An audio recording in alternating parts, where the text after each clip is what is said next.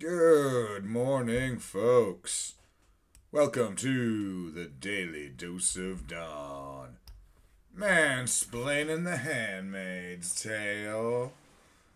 And as usual, playing a little Mario Golf out here. You can tell we got a lengthy episode planned today.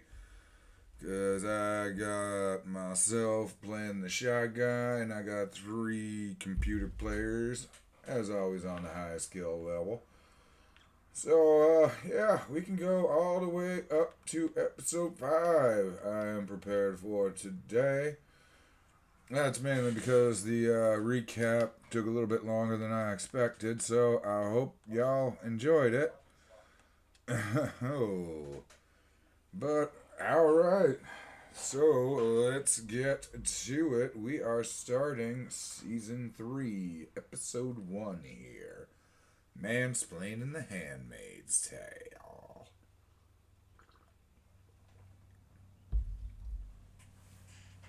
Alright. So the episode opens up, and Lawrence sees June out there still around and is like, "What are you doing, you dumb bitch? Go back, get in the truck, and get the hell out of here."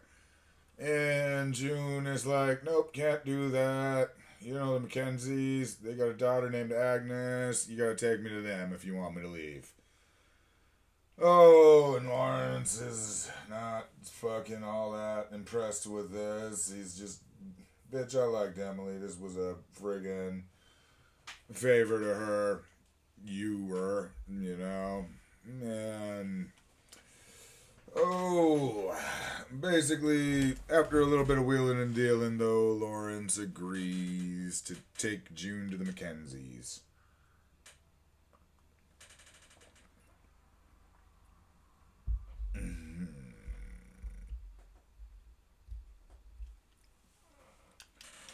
Hold on just a second here.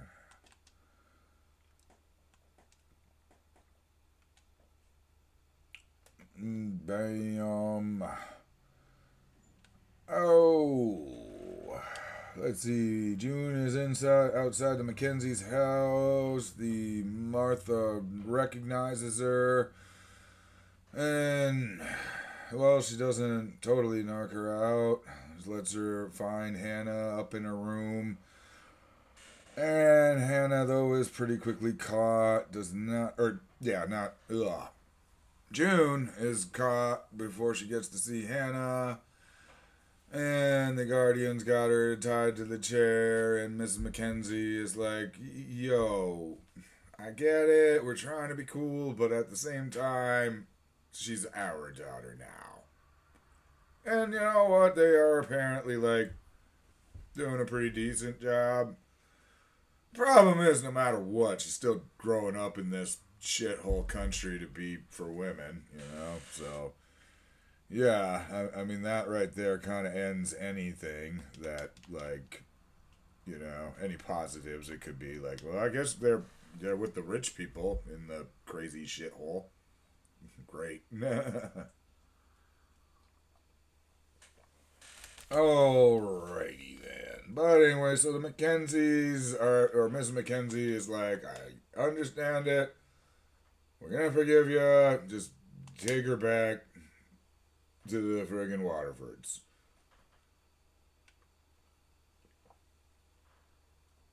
Of course, back over at the Waterfords, Serena is giving Fred and Nick and all of them the cold shoulder. As y'all may recall, she had the opportunity to stop June, and she did not take it. So, and she is basically like, "Yeah, oh." But June is brought back to the Waterfords, and Fred is like, "Yeah, you probably got us all killed, because, I mean, like, we've lost a baby. Babies are pretty fucking important again in this world. There's not many of them. And society really can't function without a continuous resupply of babies. In case anybody was wondering.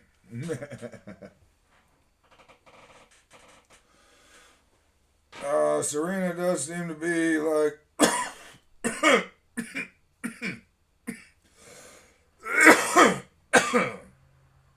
she's not mad that the baby got out.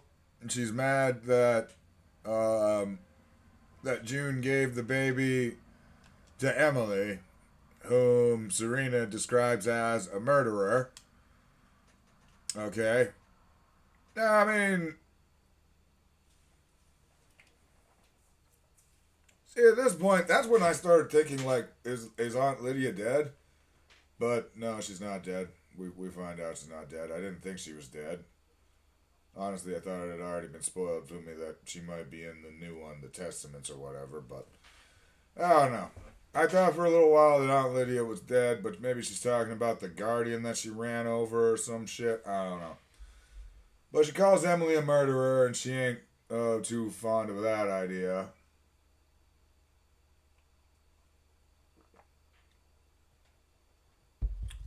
Okay, then.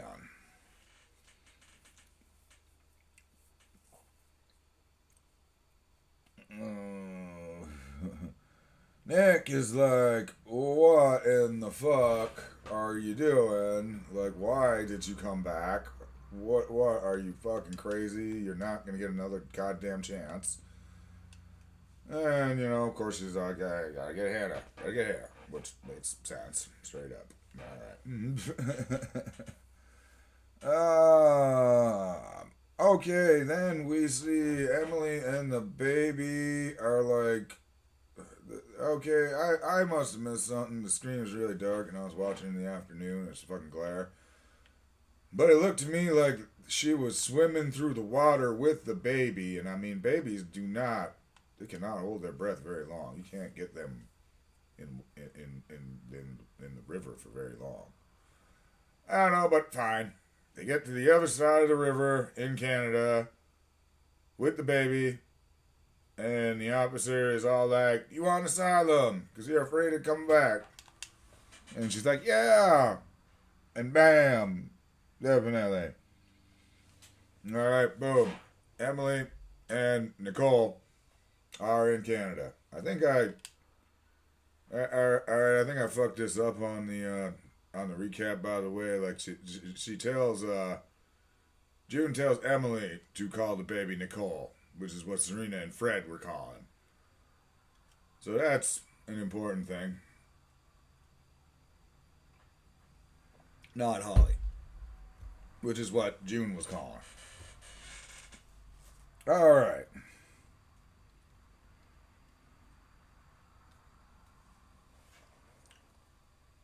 Fred and Serena, they're going through some shit over this, of course. Because at the end of the day, Serena gave up the kid. She made the choice to give up the kid. And Fred's a little pissed off because he did not want to give up the kid. He wanted indeed to have the kid. And did not like that Serena made that choice. Do not have the kid. If anybody's having any trouble with this. If I need to mansplain it anymore. Alright. What the metaphor there is. But, yeah. Alrighty. So, Angeli, basically, June is taking out a house, reassigned, because, you know, she ain't gonna pop out another kid anytime soon with the same dude, obviously. And on top of that, like, well, I mean, she could, but yeah. But so she's reassigned back to the Handmaid house there, and Serena decides, oh, I'm fucking sick of this house, and she decides to burn the fucking house down, cause fuck it. It's a story about women getting pissed off, so something has to burn. It just has to happen.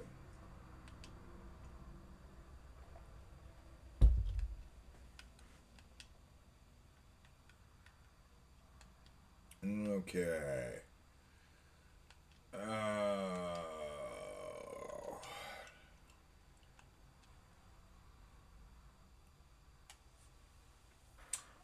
Anyways.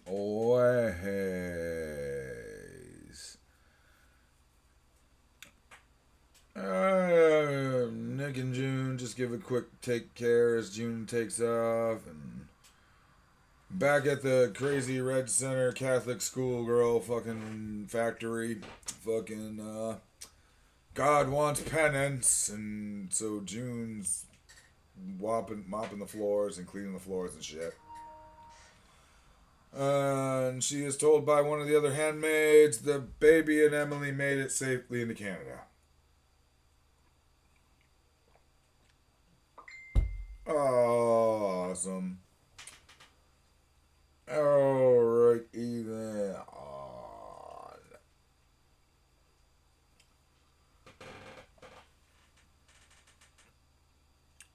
Okay. Emily up in Canada finds Luke's and introduces him to the baby. Luke gets a picture of Hannah. Very, very heartwarming indeed.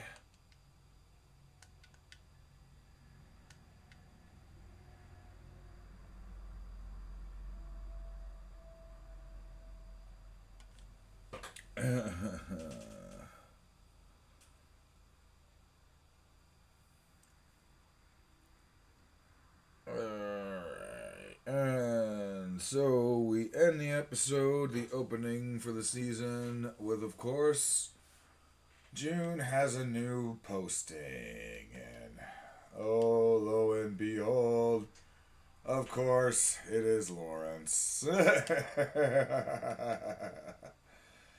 And Lawrence asks her, "You're not gonna be any trouble, are you?" "No, sir." Oh boy. That's how we end off episode 1. Once I gotta say, I love that we are definitely, like I said, the shock value is wearing off, so the tropes are coming through, and it's like, it's just to get a little bit ahead. Yes, Lawrence is like stupidly powerful in here to do whatever he wants, but I mean, seriously, like, Fred and Serena caught hell for all the shit that they put June through and fucked up with her. Lawrence there, he let the handmaid go, and he's just still doing his thing, and then not only that, apparently gets to choose his next handmaid, whom he's not even using for reproductive purposes. But more on that later. Alright. Time for episode 2, folks. Remember in season 1, when a little bit of the backstory, and they said, the rebels still fight in the remains of Chicago. Well, we get a little bit more mentioning of that again. We're introduced to off Joseph, June's new shopping partner, handmaid partner. Totally brainwashed little bitch. I don't even remember her name, but basically we meet her, and she is overjoyed to hear from her mistress that we will soon retake Chicago. So, oh boy, maybe we're finally gonna have some more Chicago shit. What's going on down there in Chicago? All right. Okay. Lydia returns to check in, and Lawrence is basically not super, doesn't really give a shit about her. Like, he's just, she's like, how'd the ceremony go? Like, yeah, sure, that was great. I mean, he clearly didn't do it and doesn't give a shit. And Lawrence's wife is still acting a little strange, pleading to leave. Like, yep, of course. And Lydia, as tells June, you can tell me if there's something unholy in here, or whatever the hell she says. Like, of course, June's like, yeah, right. Like, I'm gonna tell you shit. Not to say that, but yeah.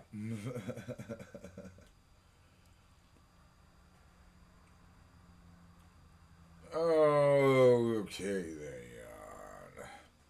Emily is getting checked up in Canada.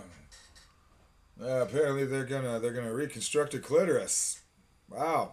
All right. Damn.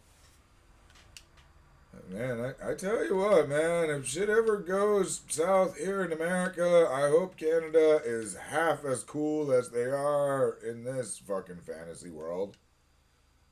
I mean, shit. They're probably not gonna be as cool as the white dudes, though. Oh, well.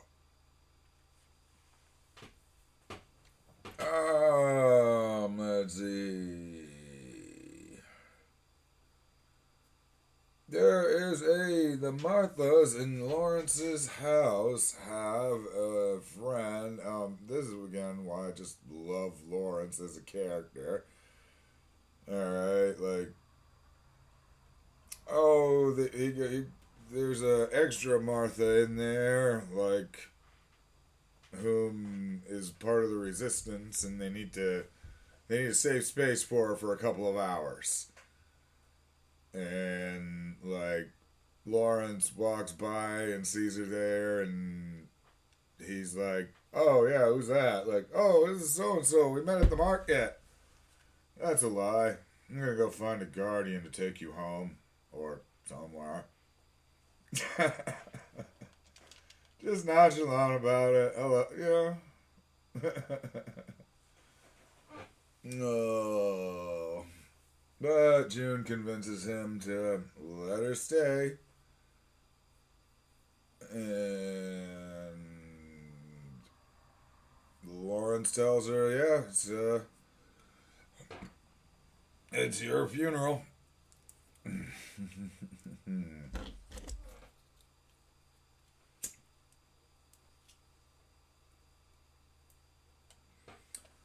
So,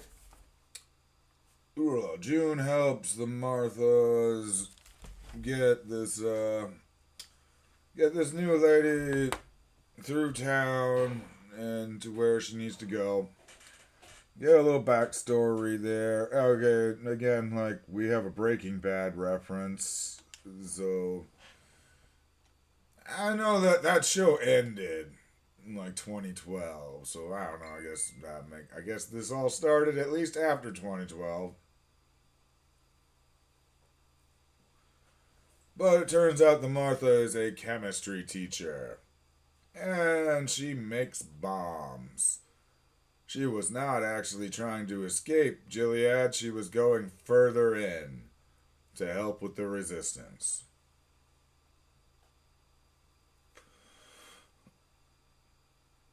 Oh.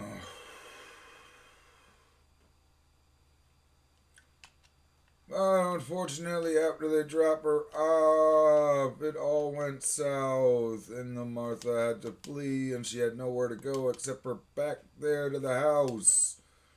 Oh no! Which of course brings the Guardians there, and she is wounded, and like,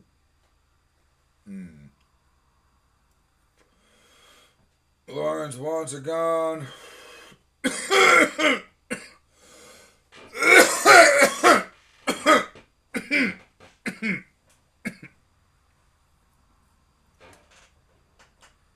They manage to hide her, but she dies from her wounds. And Lawrence tells her to clean it up. So she has to bury the body. Oh, shit.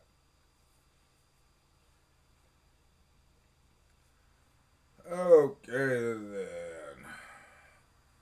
In the meantime, Lawrence has sent Coral away.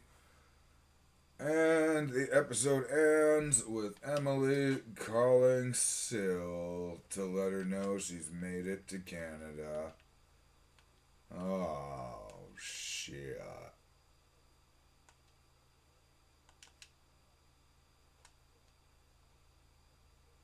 Ow.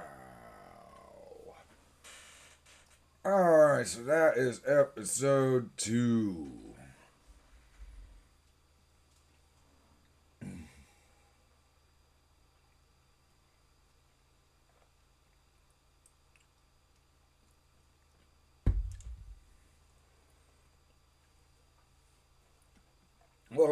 Alrighty, folks. Before we go into episode 3, let's real quick give a shout out to the show's sponsor, W Energy Drink. Alright, we'll keep it a little short and sweet, folks. Try to do that, but hey, this stuff is great for focus. Great for focus and energy, for mansplaining the Handmaid's Tale. Tell you what, and it's pretty delicious. Now, instead of trying to,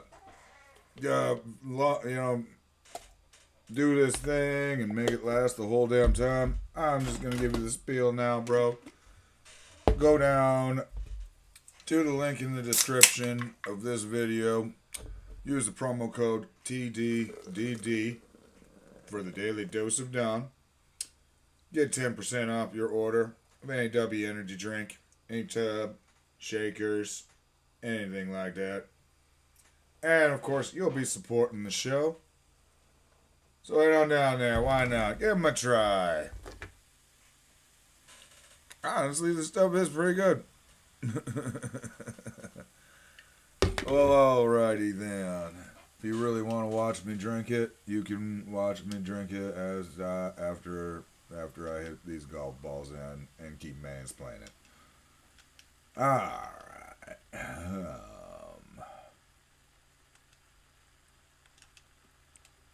Let's top spin it.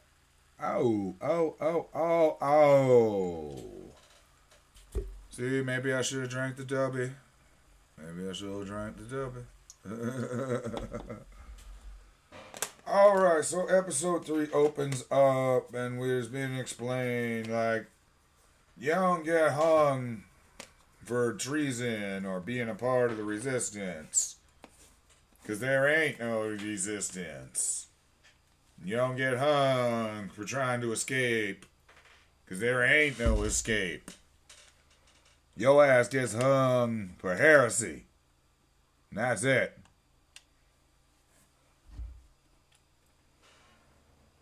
Shit.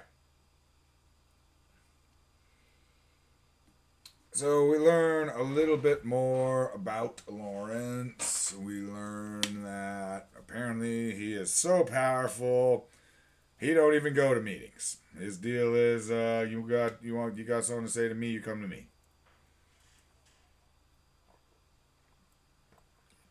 And it better be worth my time, bitches. Which is why we're having a meeting at Lawrence's house.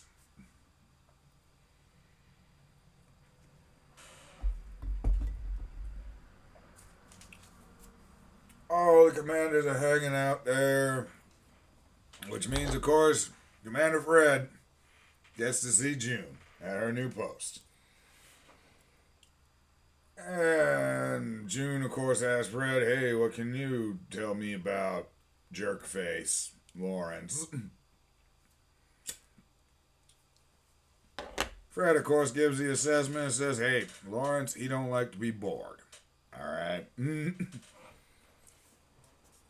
There you gotta love a fun character like that. So, one of the Marthas comes in and lets June know that, hey, Lawrence wants you in there to pour the drinks. He says, I'm pouring them too slow. Alright.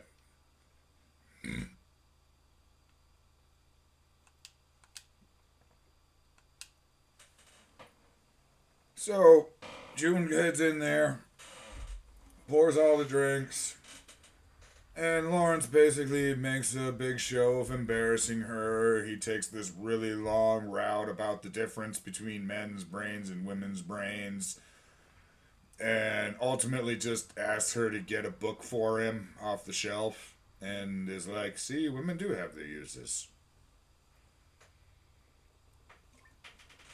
Not one of those games. They like to stick at least one of those in every other episode.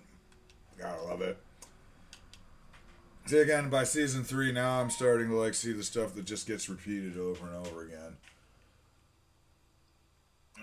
Actually, yeah, this kind of... I was supposed to friggin' hit the shape thing, but alright. Oh, maybe it's good that I didn't. Oh, man, that would have been sweet. All right. Oh, and Lawrence. Oh my God, what year? I think season 3 would have been like 2019, and Lawrence makes a binders full of women reference. I mean, remember when like that was the worst thing a Republican had ever said about women was like Mitt Romney and his poorly worded way of bragging about hiring women. Wow. And that's still going to get shit at this point. All right, fine.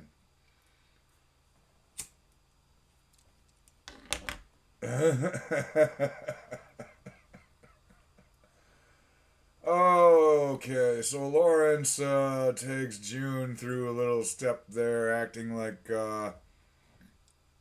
he's starting to warm up to her a little bit, and then acts like he's about to kiss her, and then he's just like, so psych.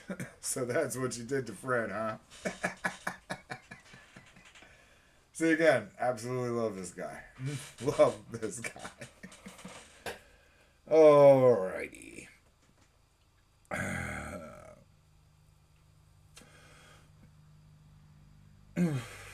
I also pointed out, man, does Lawrence know a lot about June, like all the way back. Like it's like he watched the show.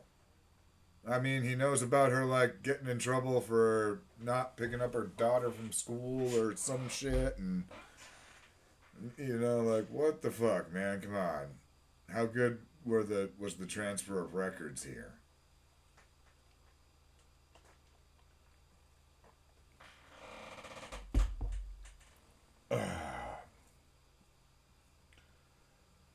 Alrighty, so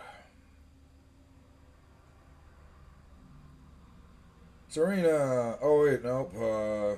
Hold on here. Oh, he also mentioned Fred is demoted. I I don't know how much or if we'll ever get much more on that. That seems like the thing they'd. But all right, yeah, cool. Fuck Fred, anyways. I still say he's gonna be dead by the end of this season. That's my prediction for Fred. All right.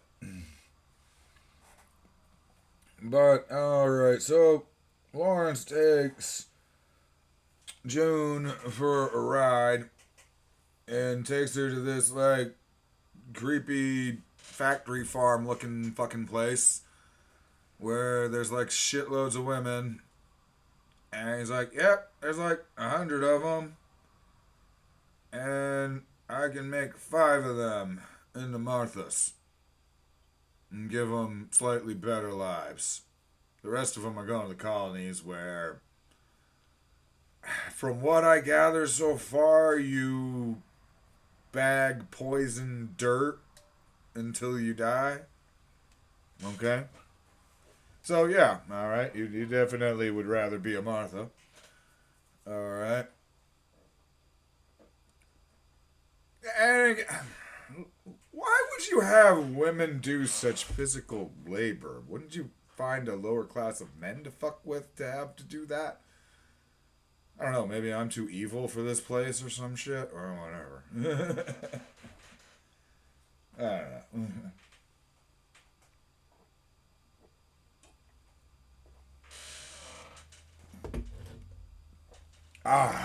Alright.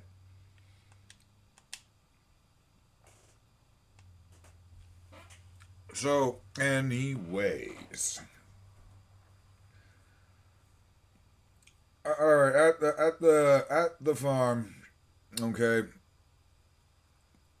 Lawrence tells June, I can say 5 of them, and I want you to pick which 5. And of course, like, June is like, what the fuck, really? Like, save them all. And of course, yeah, Lawrence is like, no, 5 of them. You can say 5, you pick them. Pick somebody who's useful. Alright? Because this is like okay, I might have forgot to mention, he says about Emily, I let her go because she was unusually smart and useful to the world. Okay? So now Lawrence is telling June, pick 5 people who are useful. Alright?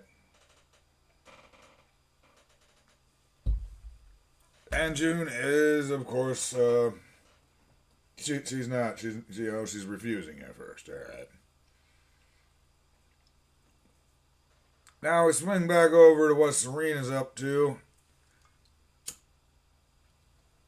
Boy, let me tell you what, she has visited Mom, or man, Serena, it's like cunt face, and then Mom is like super cunt face. I mean, Jesus Christ.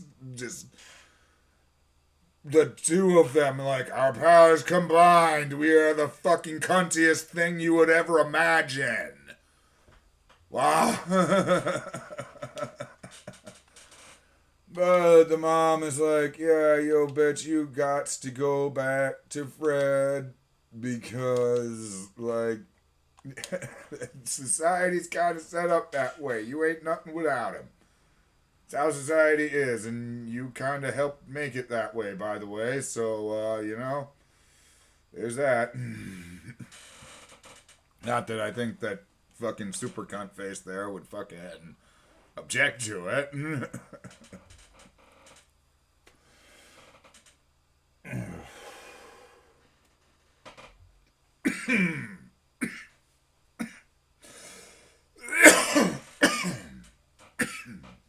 Next, we learn that Nick is promoted.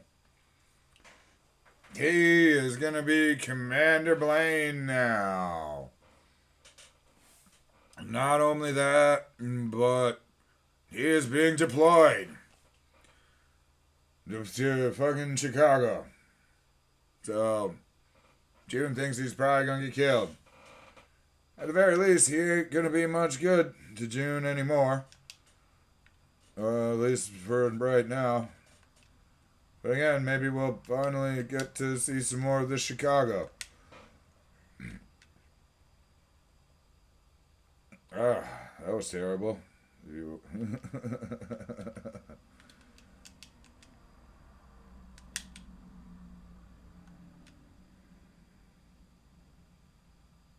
Alrighty then.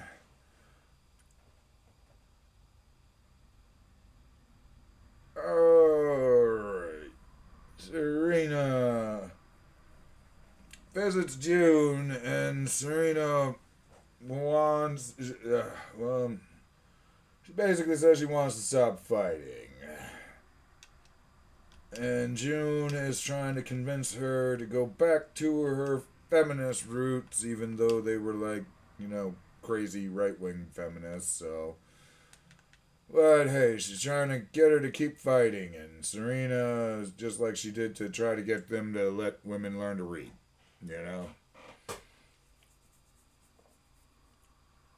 And June finally gets what Lawrence was fucking doing, and she chooses the 5, and she tells the Marthas that are running the resistance thing in there, she's like, I've got 5 Marthas for you. I'm a chemist, a lawyer, a fucking blah blah blah. I forgot what the exact 5 were, but it was 5 useful fucking people. She finally gets it. Useful to the rebellion. Because he's letting her choose. Alright. Up in Canada,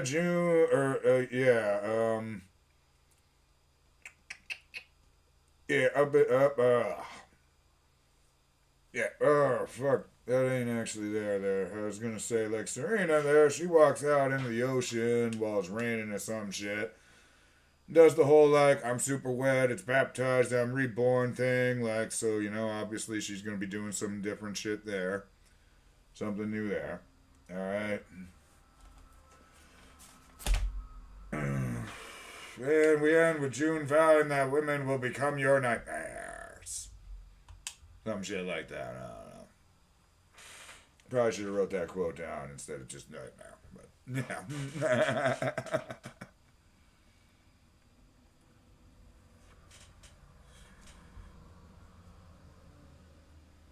Alrighty, folks. And let's just take a quick reminder there, wherever you're watching this, Facebook, YouTube, Spotify. Make sure you hit that like, follow, subscribe button. Oh, we should be on Instagram soon, hopefully this week. I'm hoping to. I just basically gotta get not lazy and actually maybe up and ahead. But we'll see how this is going. I might be able to get ahead. But, alright then. Oh, episode 4 starts off with what I called another creepy ceremony. Yeah, sounds like it. Yeah, the handmaids that gave birth are being honored for their sacrifice of giving up the children to the important fucking people who can't have children. Alright. And it's another creepy ceremony about that. We had a flashback to somebody getting baptized. There's going to be a lot of baptizing going on here. Oh man, the children are all up front. They're all creepy little bastards. Fuck yeah, they are.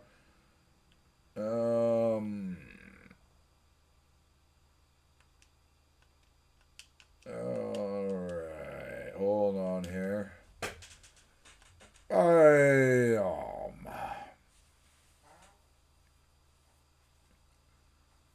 Okay.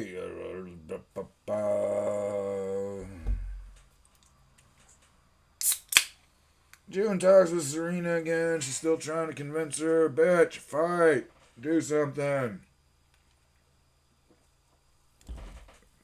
Why aren't you doing nothing? What's your problem? Do something.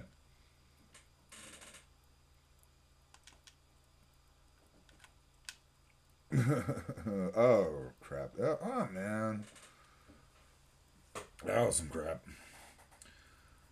Oh, Lydia and Janine. Janine is all like, oh, I was praying for you, Aunt Lydia. So were the other girls. Lydia's like, yeah, nah, I don't think so. They don't really like me. Oh, boy.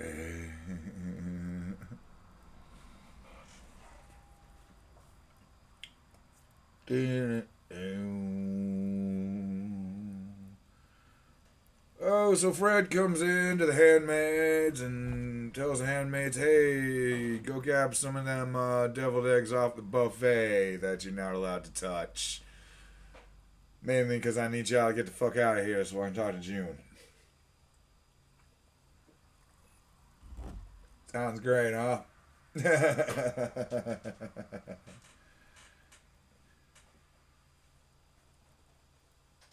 Oh, Fred, of course, says he is worried about Serena. Looking for advice there.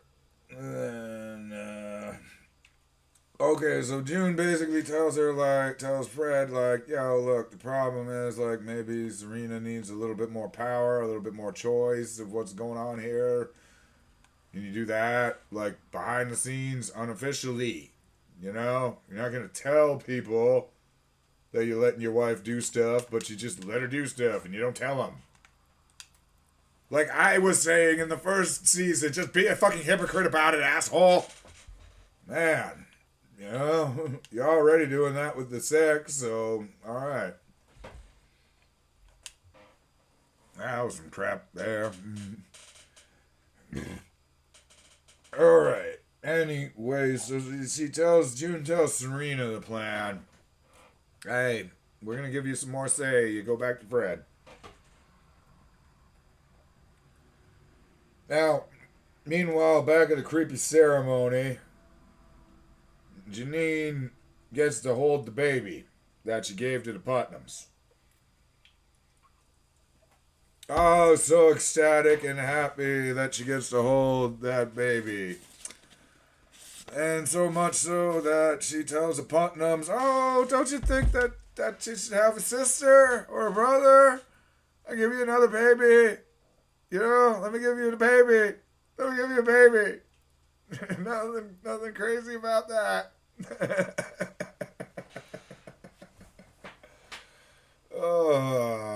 You know, just let me mansplain this one to you, ladies, as somebody who has been on the receiving end of the I could give you all the babies you want offer. Like, it comes off as crazy.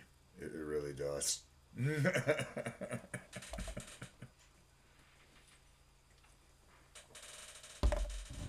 Alrighty then. But Janine, so Lydia is like, yeah, Janine, you need to shut the fuck up, and proceeds to lay the smack down on her with that cattle prod. Bam! Beats her ass good. And, well, actually, a little bit too hard.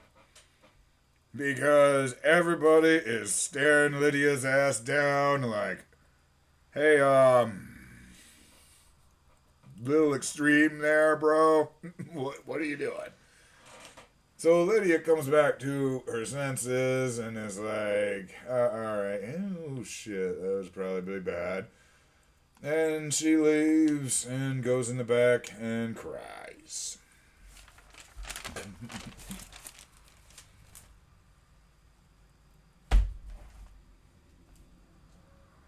Now, Serena gives June a little inside information, like, hey, just saying, a high-ranking commander's daughter, like Agnes, would probably be at this school, and that school has recess at this time, so maybe you see something if you worked your way there.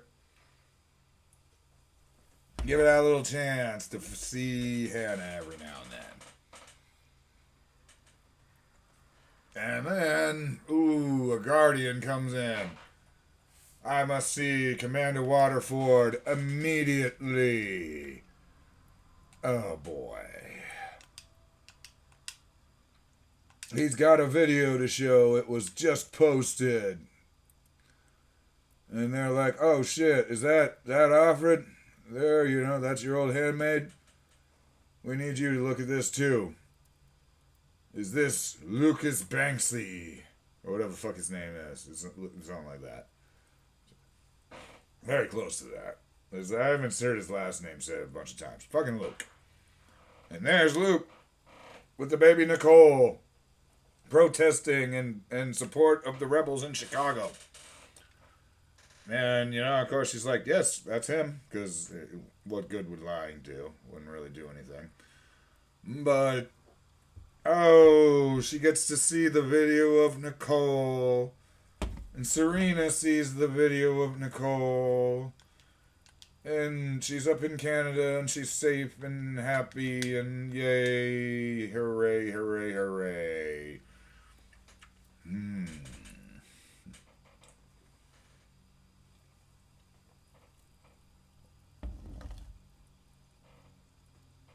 Also, we are treated to a scene in which Luke and Moira have baptized the baby and become the baby's godparents. Like I said, there's a lot of baptizing going on around here. And baptizing Duncan is amazing. Nobody's gotten drowned yet.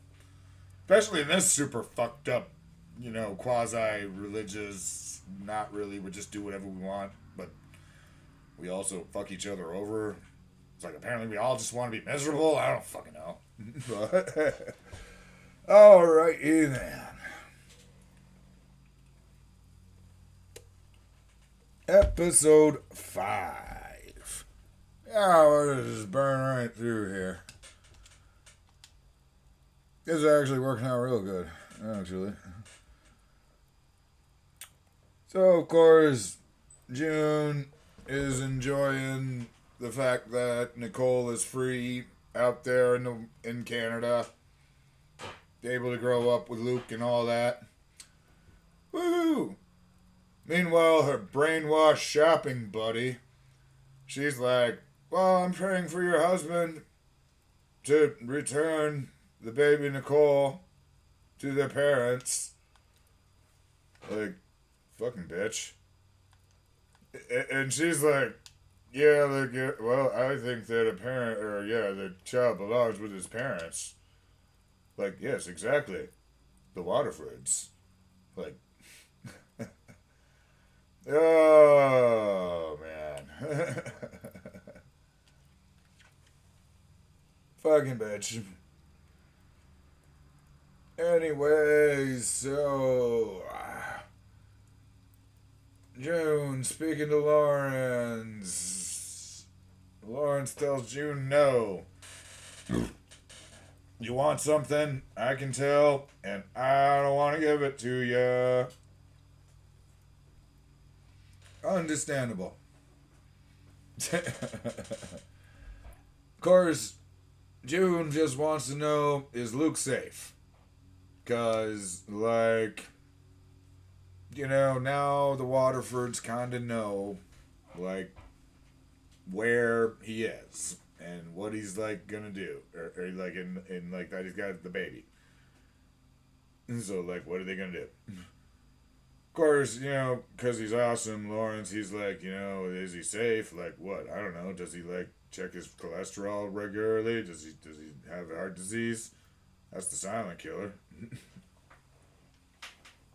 Fucking love this motherfucker. Alright. So Fred and Serena, they're at the high command world. And Fred, he's like, alright, Serena, like, straight up, you're involved in this. We're giving you a seat at the table. Cool.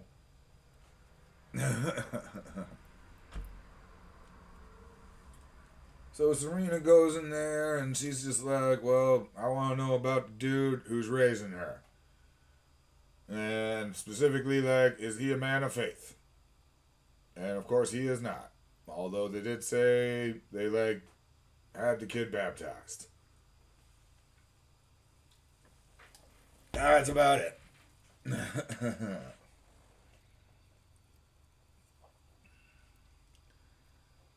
So, alright. The Waterfords set up a meeting with June through Lawrence. And they're like, hey, we want to, like, set up to see the baby. And Serena just wants to say goodbye and have closure, and that'll be it. Yeah, like anybody, like, it's really gonna be it. Like, yeah, you'd have to be fucking. First off, it'd be a really boring TV show if that was the case, but alright, fine. Now, this is where I am just like, nah. Well, alright, so June is like, they gotta get June to get Luke to agree to this. Alright? And of course, like, June's like, what do I get out of this? I mean, I feel like this is the difference between men and women negotiating. Alright? Because, I mean, I was just like, you know, you at least start with, you want to see the kid and you want my help doing it. Okay, fine, but I'm going with you and I'm staying the fuck here in Canada when we're done. And you can say goodbye to the kid. That's what I would have at least said that. And then negotiated down from there. You know? I don't know. She's just like, yeah, what do I get? To see her, I guess. And she didn't even get to see her. It's a, ugh. Because we'll get into it, but spoiler a little bit later on, like, she doesn't even get to see her.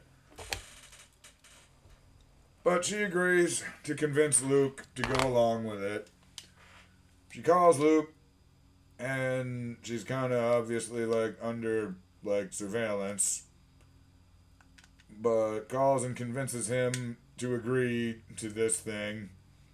And he's like, just Serena, not Fred. Because fuck Fred. He's like, you know, he ain't even really a fan of Serena either. But, you know, fuck Fred too. He'll probably beat the shit out of Fred if Fred shows up.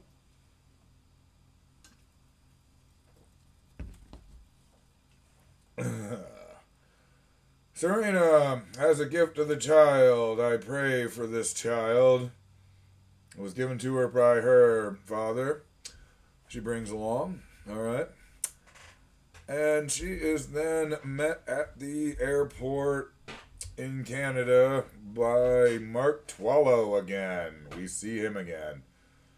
Figured he'd probably become a recurring character again, like a once a season character. He feels like that guy. And he's brought a change of clothes with him for Serena because apparently Luke has requested a more public place and they want Serena to blend in, not wearing her like fucking classy wife dress that, you know, all of them wear. Not even really all that, I don't know. But I want her to blend in. And they make her wear the normal clothes. Luke is fucking cold shoulder as fuck with her, as you would fucking imagine. Like, I mean, it would have been unrealistic for him to be anything other than that. He's just basically going along with this. I don't even know why. Just for June, I guess, because June asked him to.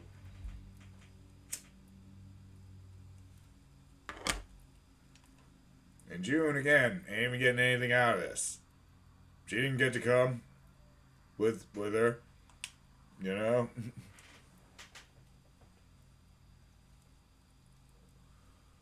Interestingly enough, Serena, Luke asks, like, is my wife, Serena tells Luke, your wife is safe. And he's just like, that's a lie. And I was just like, wow, you know, I'll bet you him and Lawrence would actually probably get along. Or kill each other. Definitely kill each other in this scenario, but in another life they'd probably get along. Oh. Alrighty then.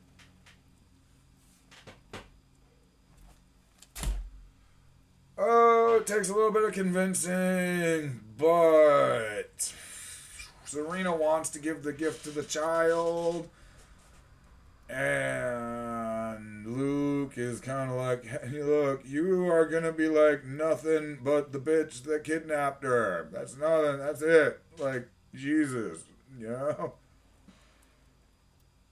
Or kidnapped her mom. That's pretty much what you are in this story and what you will be. Fuck you.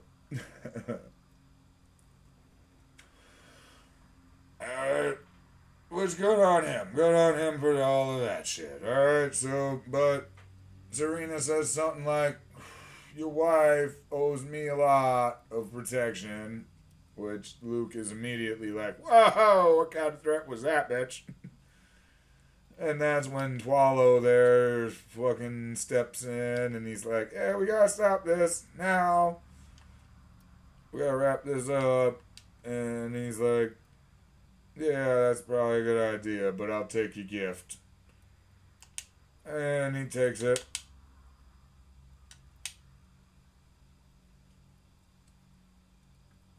Bam, right to the green. Serena returns back to Gilead in the plane. Of course, Twallow tells her, hey, we can still have you over to freaking Hawaii instead if you want. You can go there and hang out and, you know, betray your country. Nah, screw it. We learned that Twallow is from Atlanta. I feel like, you know, all these little pieces of information, you never know, might be interesting later on. Oh, but Serena returns and Fred is there and Serena tells Fred it's over. And Fred's just like, doesn't have to be. Doesn't have to be. Alrighty. So So June is at the market, and well, she's approached by the eyes. Whom, see again, I'm getting confused again, cause I thought the eyes were like the secret police, and that's why like Nick is one of the eyes, but all he really does is watch. He does and doesn't do anything. You don't even know who they are. That's what I thought they were, but I don't know. Now the eyes just walk up to people and people know who they are, and they're hey June, you need to Alfred or whatever the fuck, off Joseph, the fuck get in the back of the truck again with the back of the truck. Oh my god, this is like man. I will say, at least the Handmaid's back of the truck. It's more comfortable than the cattle truck in basic training, but that's about it. I can give for it. They spend a lot of time in the back of trucks.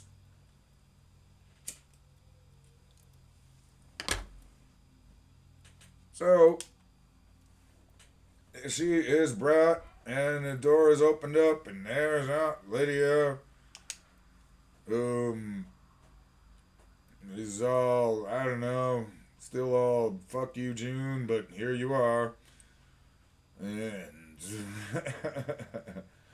takes her in the back, tells her to strip her ass down, and fucking, they got a brand new red fucking Handmaid's dress for her.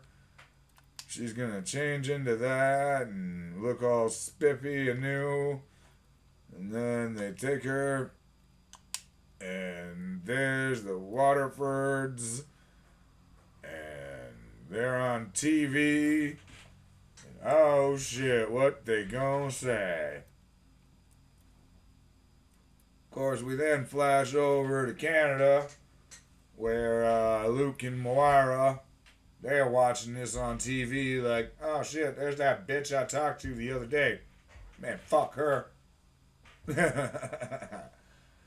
Well, the Waterfords are all like, motherfucker, y'all took my goddamn daughter, and I want her back, bitch. Of course, then we are given one of those slow motion scenes of June getting super, super pissed and woman angry.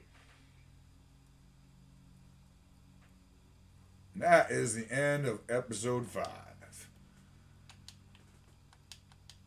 So, alrighty, folks. Number 1, first off, this is the downside to like when I do so many episodes at once. Is like I don't have the opportunity to tell you the predictions ahead of time that actually come true. Instead, I just stop where I'm gonna predict shit wrong. Apparently.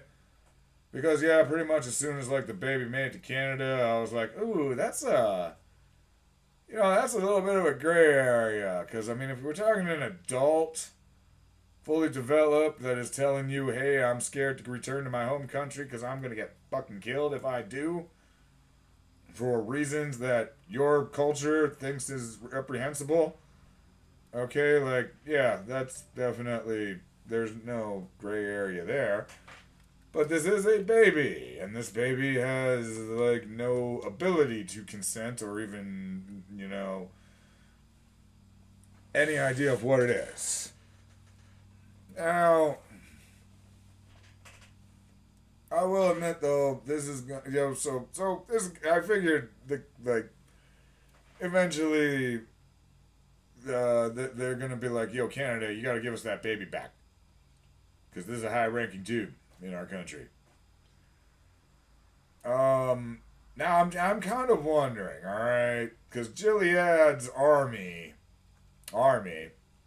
is, my understanding, the remnants of the United States Army, but also these guys are, like, deployed across the country. So, I mean, their resources are probably spread pretty fucking thin. Like, I just can't imagine Gilead is the same type of military power that the United States is, but we'll again have to see about this. is my other thought is like, I mean, it'll be like some diplomatic trickery or some shit. At the end of the day, I feel like this show is so fucking depressing. I mean, seriously, like, that's, that's how you predict it, I guess, is like, what is the most depressing outcome possible? I mean, I was like, ain't no way that baby's getting born here. You know? That ain't happening. Nope, it's getting born there. And granted, the baby got out, so fine. Maybe I wasn't totally right there, but still. Now, there's also.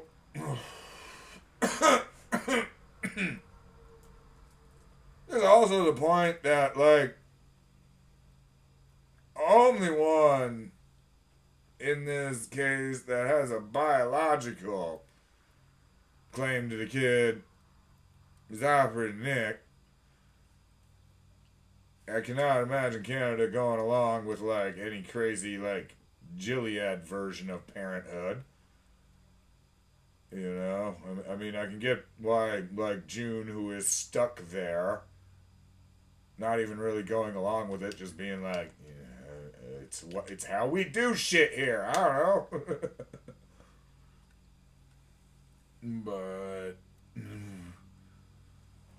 oh, it is certainly interesting, and as usual, I am looking forward to this Lawrence guy. So, at one point, all right, June and Lawrence are like combative. They're doing the mental combatives. I forgot to mention this, but it's not super important to the plot. But it is. But you know, if you're that interested, watch the show, and you won't miss shit like this. But so they're having a conversation where Lawrence says like, where the fuck was I going with this? Like part of what him trying to convince people of like, or convince her of like, hey, you choose who's useful when you have the limited resources, was his point. Oh, man, you know, nobody can trail off like me. Oh, anyways, she made the point, that's what I was gonna say. She made the point like, hey, you allow these Marthas to like run a resistance cell out of your house. And you're like super powerful here. Like, I mean, we haven't figured out. I don't know if Gilead has a president yet or a single leader. He's the highest ranking guy we've met so far. And his Marthas, his housemaids, are like running the resistance out of his house. Which June is like trying to say, yeah, that's how I know you're a good person deep down, or you'll do the right thing. Maybe not that, maybe not a good person, but like he says something to this effect, and I already kind of had this. I'm pretty sure it's going to be revealed this is to the fullest extent what he's doing. Just because we just saw this in Andor. He's definitely doing the whole, like, we prop up the resistance to justify the fucked up shit we do. You know, this is how we get away with martial law, because there are people out there willing to go bomb us. And every now and then we let one of them slip through, so we can fuck with the rest of y'all all year long. Oh, shit. No, overall though, folks, I gotta say it's definitely this show is definitely worth a watch, even if you're a man. You know, there is some good shit, good themes in here. It's just also it's a friggin' dystopian nightmare fucking fuel. Oh boy. Alrighty, folks. If you are watching this on the Spotify version, this is probably where we are gonna sign off. We have got like 2.5 more holes left on this round of Mario Golf, so we'll finish that up on YouTube. But if you're listening on Spotify, keep up to date with what's going on with your daily dose of dawn.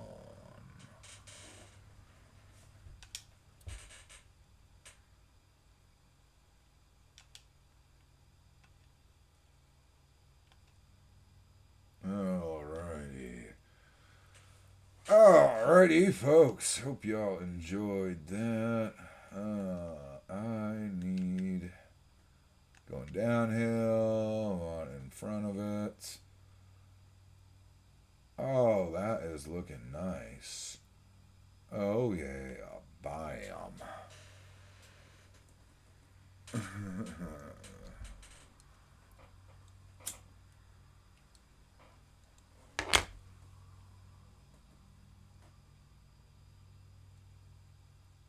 Hey, look at that. Yoshi with his little birdie.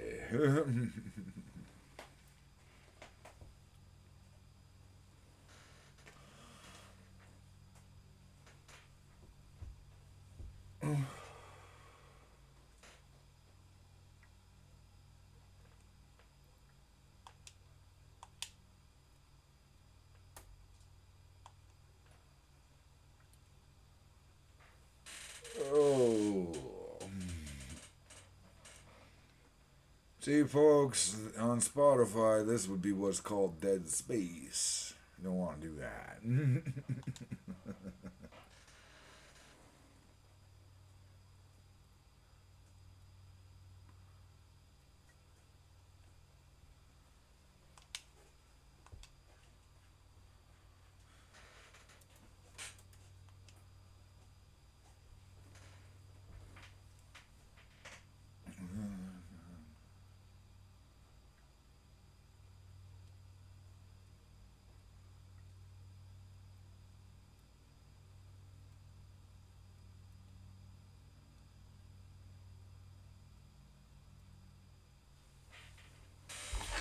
Oh.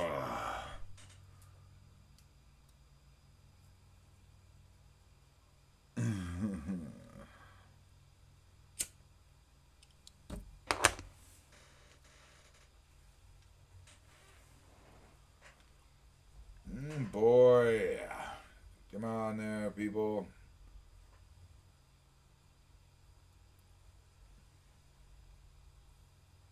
Man, I've been getting the crap kicked out of me, apparently. I just noticed that. I'm like 2 over par, and the rest of these assholes are like -5 and 6. Jesus.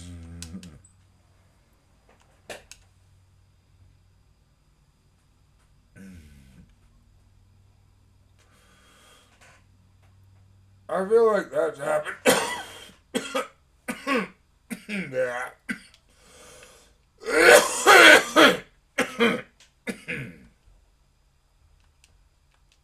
I feel like that has happened a couple of times. Falling into the penalty area, too.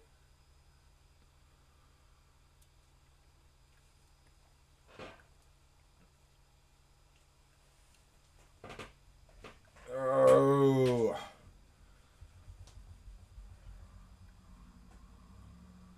I'm hoping on Thursday to have a Switch 2.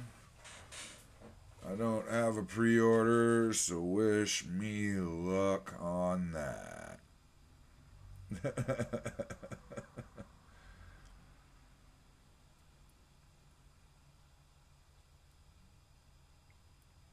But if I do, I will have some awesome content for you guys.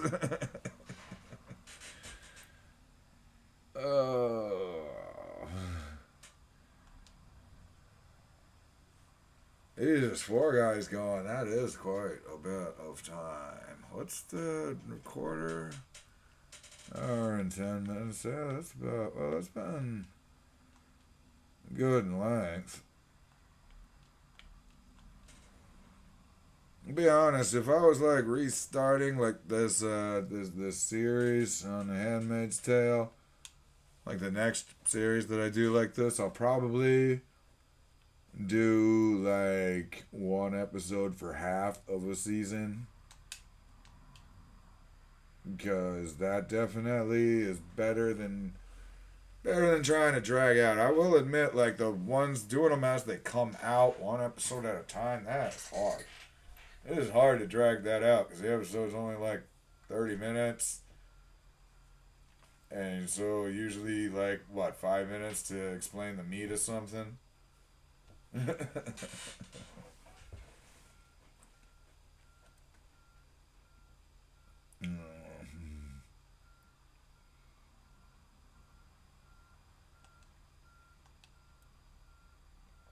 All right, final hole, and of course it's a goddamn par five. Ah, of course.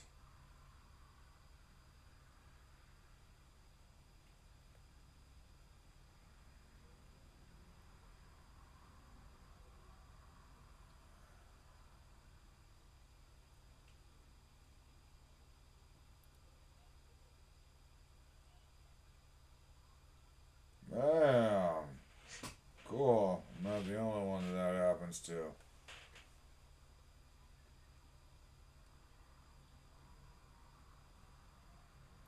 Bam.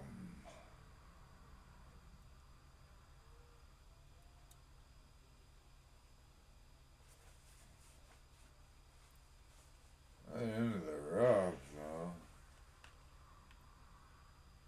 Oh.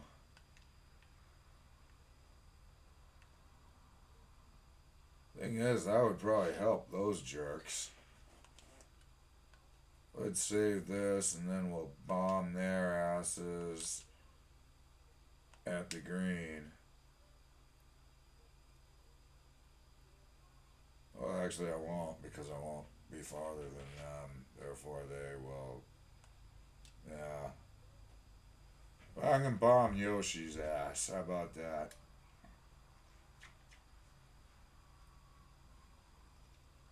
Well, no, apparently not, because Yoshi is going off over to here somewhere.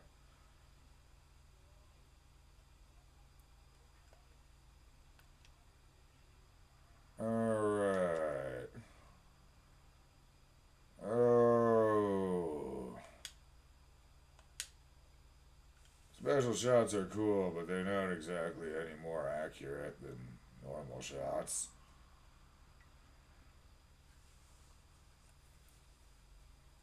And definitely, I might make up for some lost points here. Oh, these two, they're only on the stroke too as well, and he's on the green.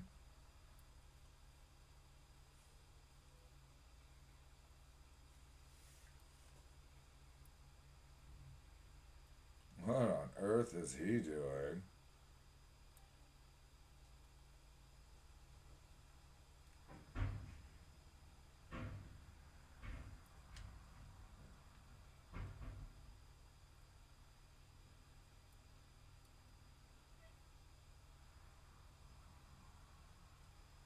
Oh boy. Look at you.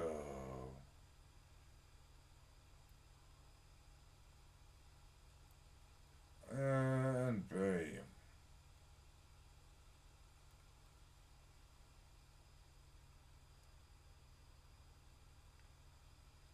Oh shit, look at him.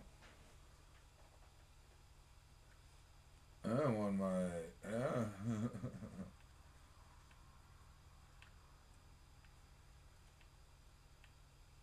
mm.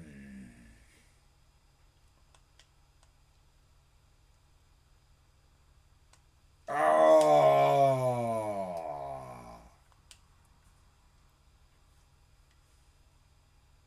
Such horse patootie.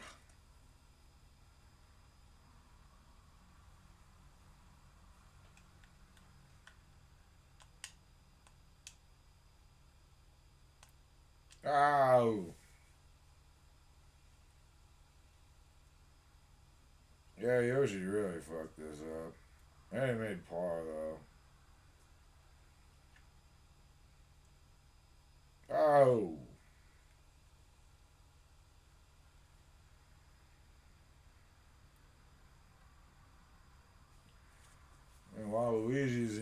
slick one here, apparently.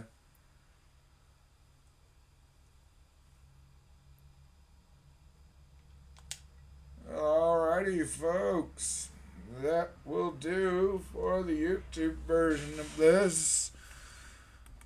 As always, the revolution will be televised, and it will be right here on the Daily Dose of Dawn.